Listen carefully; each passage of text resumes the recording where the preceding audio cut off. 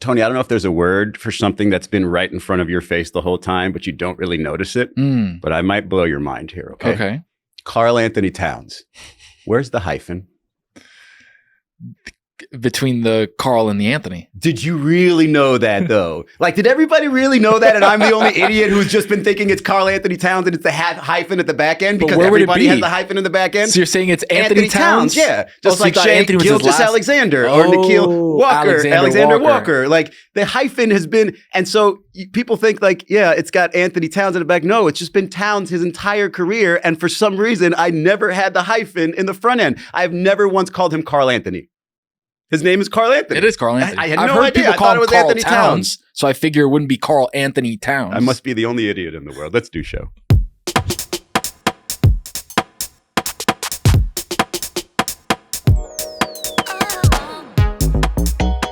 Welcome to Odd-Ball. I'm Israel Gutierrez. Some people call me Izzy. That's Tony Kaladayud. People just call him 10-Day Tony because that's hard to say. Amin's not here, of course, so we will discuss, among other things, we'll start off with the Timberwolves' future. The Timberwolves, a former home of Karl Anthony. OKC Thunder close out the series against Minnesota, 124-114. Thunder go to the NBA Finals for the first time since 2012. We down here in Miami know exactly what happened during that series. It's the second straight Western Conference Finals Game 5 loss for the Wolves. They lost to the Mavs last year. So what do you think, Tony, about where these Timberwolves are? Because I know, like, for you and me, like, we like to come up with comparisons of, you know, historical figures or teams that we know, okay, that's storyline, that's where they are.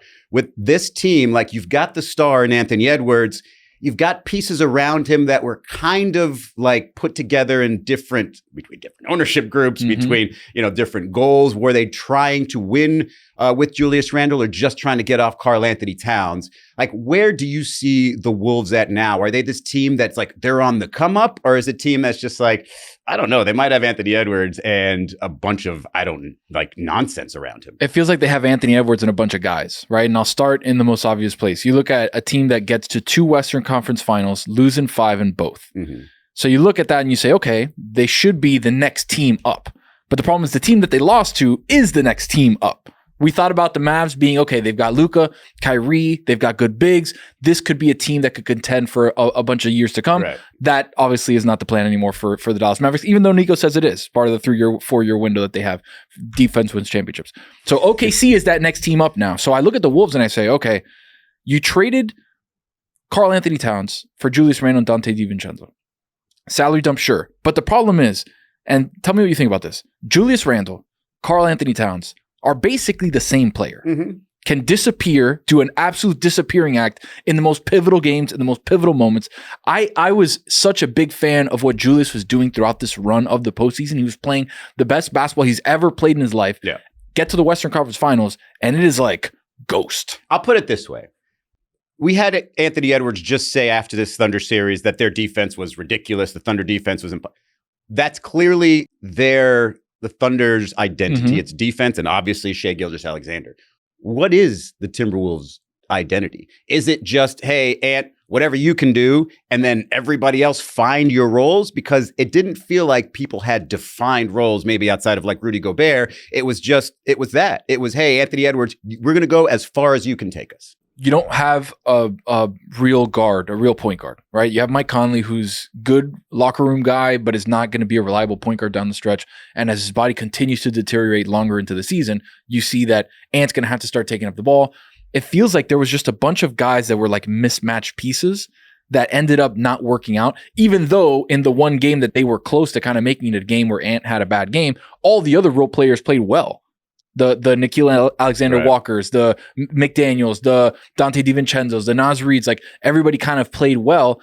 And at that ceiling, you figure a team that can play all those pieces and be successful with all those pieces and then has Anthony Edwards could be a legitimate contender. And then you look at that and say, well, what's the blueprint that shows you that they're not trying to do exactly what the Thunder are trying to do, which is we've got a very dominant defensive center that can get played off the floor or just not do anything while he's on the floor, and we have one of the best players in the league. This should kind of work, and it just doesn't. If you break down what they were good at, it's basically OKC light. Right. He's not as good as SGA. Right. The team defense is not quite as good. So what's going to be the next step? Like we talked about this earlier with Amin, is if you switch back the trade, Randall and KAT, both these teams probably in the same situation. Yeah. They're both going to be down 3-1, maybe even out in the conference finals.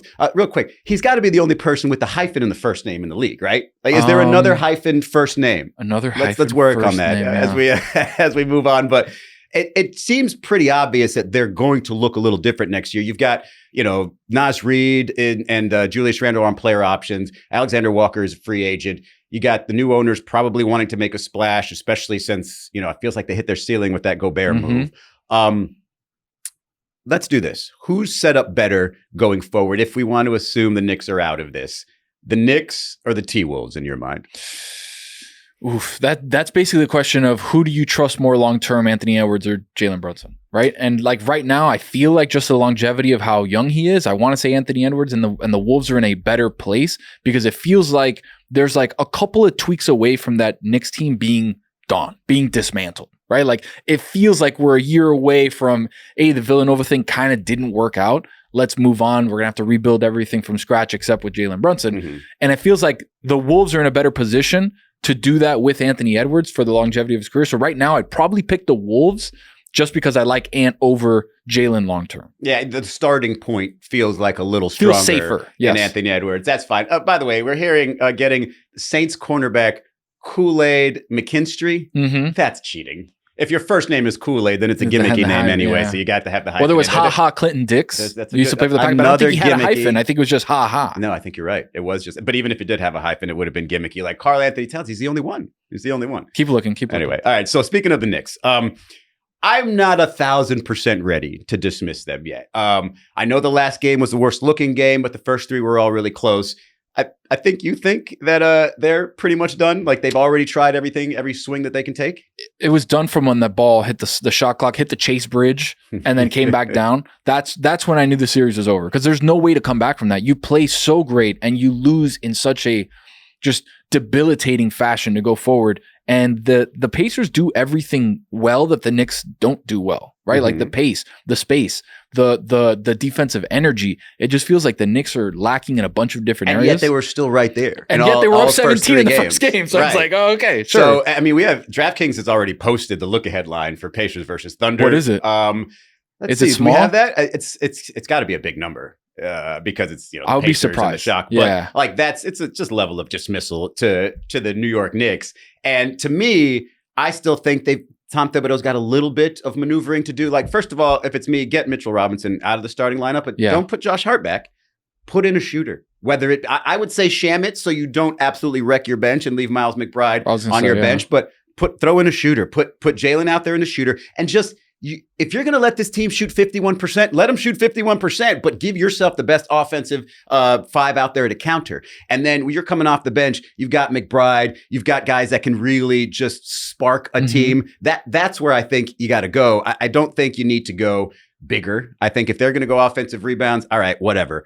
You don't really have an answer for that necessarily. Let KAT sort of play drop at the 5 and let him protect the rim as much as possible. Probably won't wear him out because he's getting a little tired running all over the place, chasing everybody. And he's got the banged up knee too. Yeah. So I say keep it close. Keep it close. And we all know as much as Tyrese has been ridiculously clutch, like there's a regression to the mean situation. There's always like, maybe it feels a little bit more pressure the deeper he goes, knowing that, hey, you lose game 5, you better win game 6. So I still think there's some life there for the Knicks. It just felt weird when Thibodeau took Josh Hart out of the starting lineup. And I understand that the two big lineup kind of work because the Pacers are going to have to figure out, okay, how do we stop Karl Anthony Towns playing the 4, but then also stop Mitchell Robinson getting rebounds in a team where they're not super big, right? Like they've got Miles Turner, but Siakam doesn't play as big as he does on the defensive boards like that. But then when they start going there and then they really start to try to take advantage of Towns, let's say early on in the game, and then they start bringing the doubles, and then it's just, who are you kicking it out to? You're not going to have the easy pass to Mitchell Robinson. You got to have your shooters out there. I don't think that really gives them tremendous spacing. Right. So I'm not huge on that, but I think that's their last option. It could very well be that they shoot themselves out of the series and they move forward. But if they do get knocked out, it feels to me like this Knicks team, and maybe this is just being from Miami, so back me up on this one if that's the case, but it always felt like the Knicks were a team that you wanted to cheer against, right? You want, like, they're either going to take big swings because they're the big market, or because they're, living off of a history from 50 years ago, or because they call it the Mecca. Nobody ever wants to see them actually close the deal. They want to laugh at them. Has this Knicks team changed that perspective? Not just from the fans, right? Because from a viewer's point, like, I do kind of love watching the reactions, even though if I don't love watching the team that much. But from people in the league, like if I'm a player in the league, do I look at that team as like, damn, if I'm the finishing piece, could you imagine how amazing that's going to feel? Like they're filling the streets for a second round win. I'm going to be the reason why they get a third round win, why they win a championship. Like, I feel like there's a New York savior somewhere convincing himself in the NBA that he can come in and just be king of the world by finishing that job. And that makes the Knicks a likable team, a desirable team. But Izzy, isn't that what the Knicks fan and the Knicks front office has been saying for 50 years? Like, there's somebody out there that wants to be the king of New York, and they're going to be able to do it. But it was Melo, it was Amari Stoudemire, it was whoever else they wanted to bring in. That was never that case.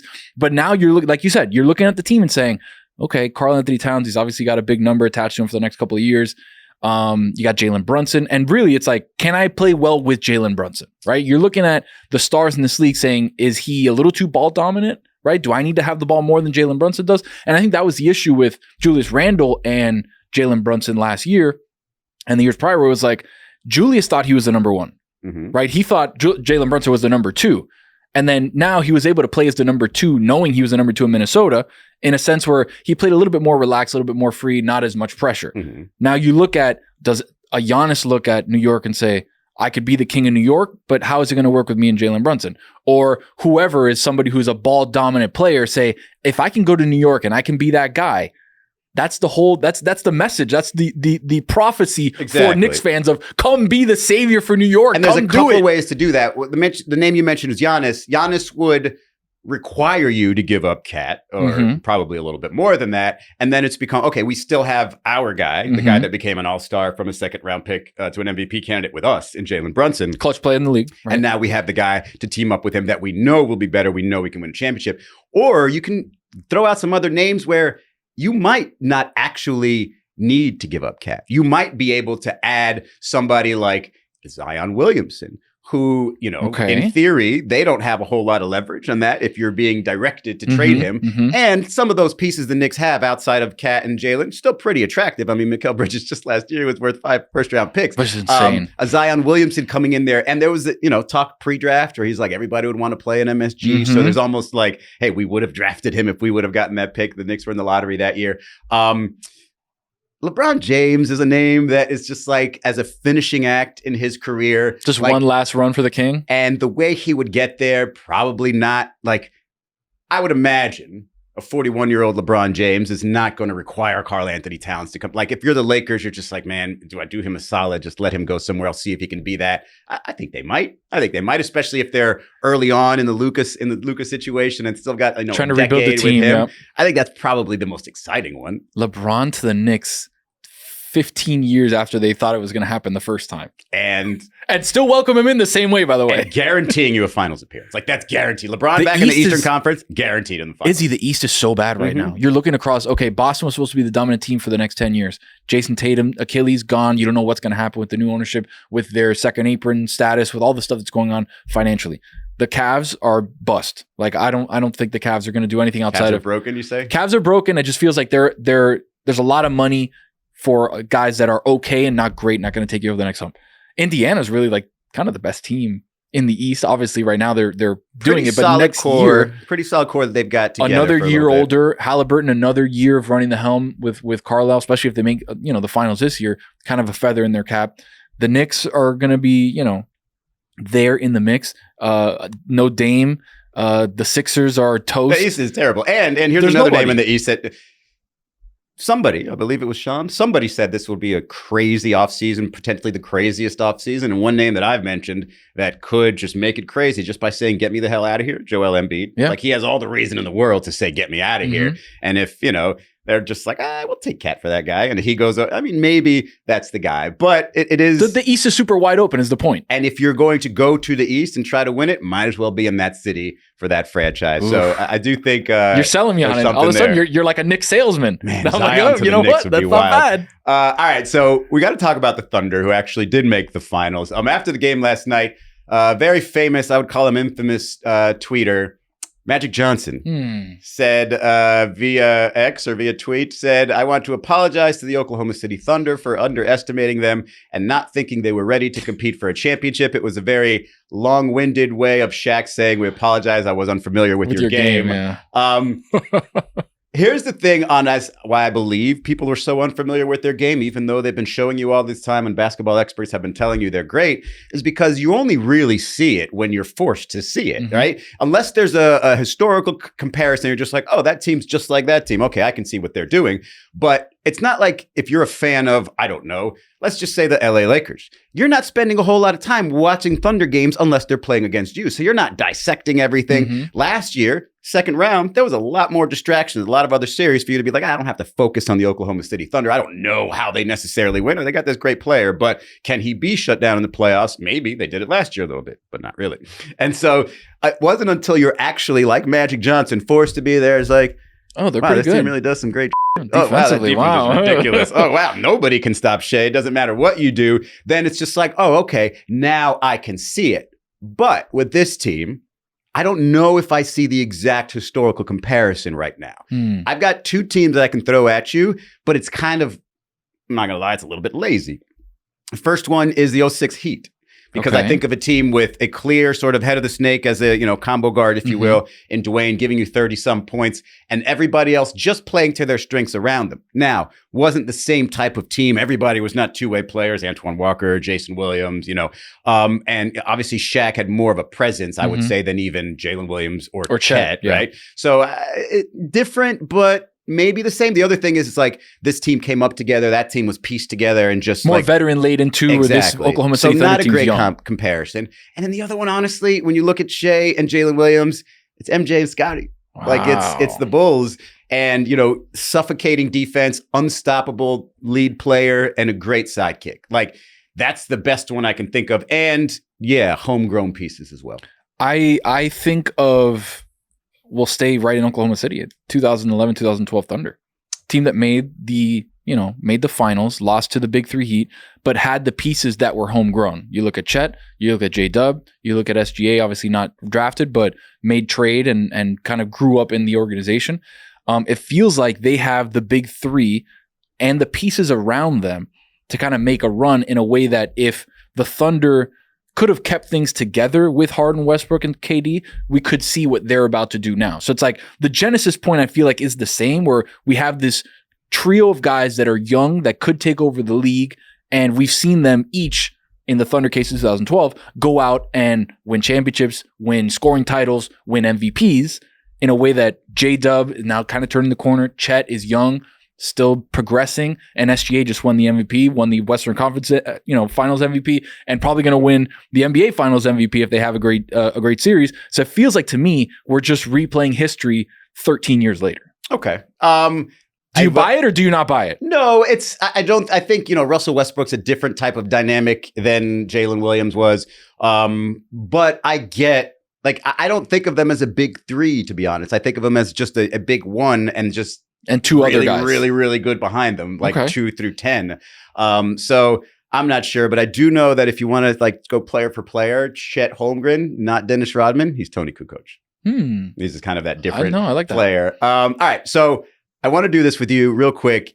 If we were to pick teams just on conference finals, like your all conference finals team. Okay. And because I'll tell you the genesis of this after you tell me your 5. So give me your 5 if you're getting an all conference finals team, not playing up through the conference finals, just conference in the finals. conference finals. Okay. Give it to me. At point guard, I think it's an easy. I'm going to see how many we have together. Okay. In this top 5.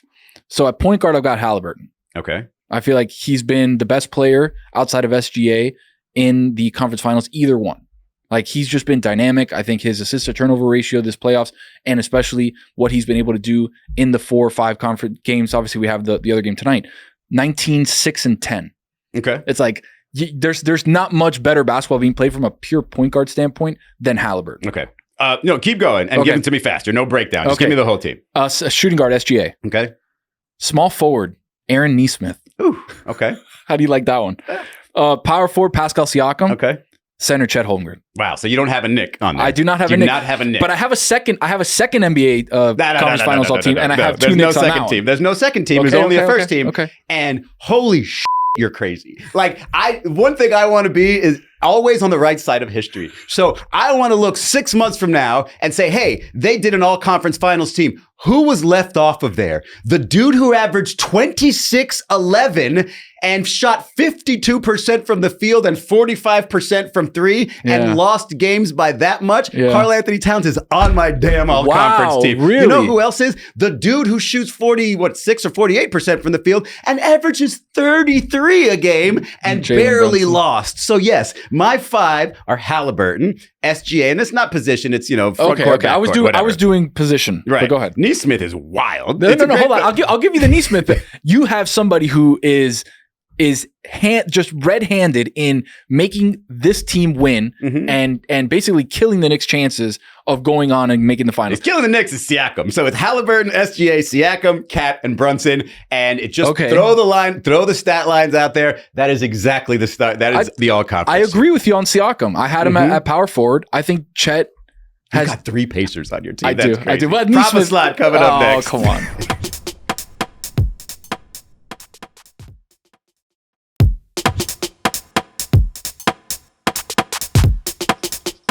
Can't leave a guy who's averaged 33 points a game. It's the defense on that guy, though. It's the defense on that guy that I have Nesmith. That's my that's my false forward. It's the same thing as Andre Iguodala winning the Finals MVP because he kind of slowed down LeBron James. It's because Jalen's that good. Exactly. All right, it's time for Proper Slot. Proper Slot is presented by DraftKings. Stay tuned because you'll hear more about DraftKings and all it has to offer throughout the show. DraftKings, the crown is yours.